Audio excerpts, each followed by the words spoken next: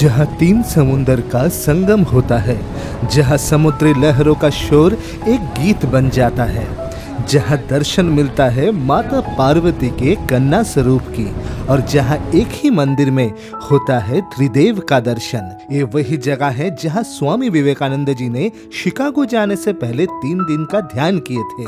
आप लोग समझ गए होंगे, मैं आपको लेके जाने वाला हूँ भारत के अंतिम छोर कन्याकुमारी, जहाँ की मंदिरों की घंटियों की ध्वनि से लेकर वहाँ की सूर्योदय की केसरी प्रकाश, समुद्र के गरजते लहरों से लेकर वहाँ की आध्यात्मिक विरासत का छवि, सब कुछ रहेगा आज के इस वीडियो में। और अंत में एक ऐसा मंदिर दर्शन करवाऊंगा जिसके बारे में बहुत कम लोगों को ही पता है। So don't miss the end. Video को लाइक और शेयर कीजिए और चैनल को सब्सक्राइब करना मत भूलिएगा।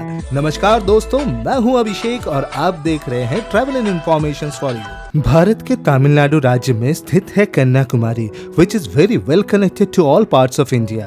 The nearest railway station is Kanyakumari railway station for nearby connectivity. While for long distance journey, nearest station is Nagarcoil Junction. By air, Thiruvananthapuram airport सबसे नजदीक है। You can also avail bus and cab services as per your requirement. हमारा सफर शुरू हुआ था मादुराई से, फिर रामेश्वरम के रामनाथ स्वामी मंदिर और तिरुचेंदूर के मुरुगन मंदिर दर्शन के बाद on the 4th day evening we reached Kanyakumari via our सफर का सफारी रेड टैक्सी। कन्याकुमारी पहुंचते ही तुरंत हम लोग दर्शन किए कन्याकुमारी भगवती अम्मम मंदिर। वहां माता पार्वती के कन्या स्वरूप का दर्शन मिलता है और इसलिए इस मंदिर का इतना महत्व है। माता के आशीर्वाद लेके we checked into our hotel गोपी निवास grand. I must say the hotel is quite neat and clean at reasonable room tariff। सबसे बड़ी बात यह है कि इस होटल से सारे व्यू पॉइंट्स सिर्फ 5 मिनट वॉकिंग डिस्टेंस पर है। अगली सुबह 5 बजते ही हम उठकर निकल पड़े सनराइज व्यू पॉइंट की तरफ। समुद्र के किनारे पहुंचते ही हमें लगा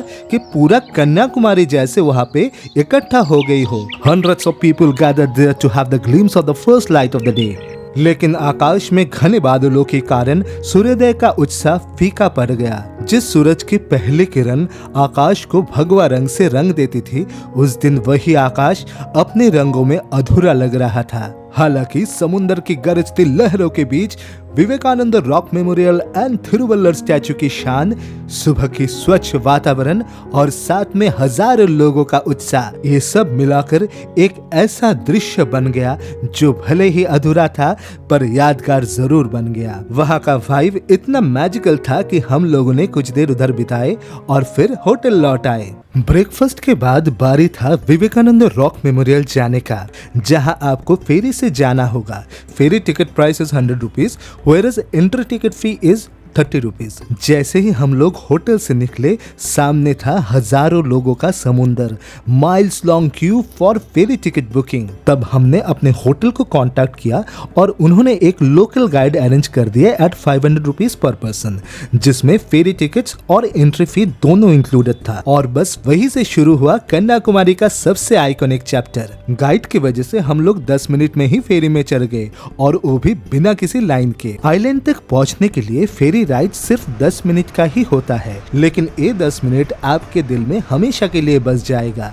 जैसे ही फेरी अपनी रफ्तार पकड़ती है, समुंदर की रोरिंग वेव्स, वहाँ की ठंडी हवाएं और लोगों के आंखों में चमकती एक्साइटमेंट एकदम थ्रिलिंग था।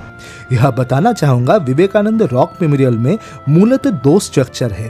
पहला है श्रीपद मंडपम, जहां माता कन्याकुमारी के पवित्र चरण चिन्ह का दर्शन मिलता है। दूसरा स्ट्रक्चर है विवेकानंद मंडपम। ये वो जगह है जहां स्वामी विवेकानंद जी ने शिकागो जाने से पहले ध्यान किए थे, और वहां उनका एक स्टैचू भी स्थापित है। वहां की मेडिटेशन हॉल में आप चाहे तो मेडिटेशन भी कर पाएंगे। वह मंडपम के बाहर खड़े होके जहां तक नजर जाती है, सिर्फ अनंत समुंदर और नीला आसमान नजर आता है। प्रकृति की ये अपूर्व सुंदरता एक पल में ही सब कुछ भुला देती है।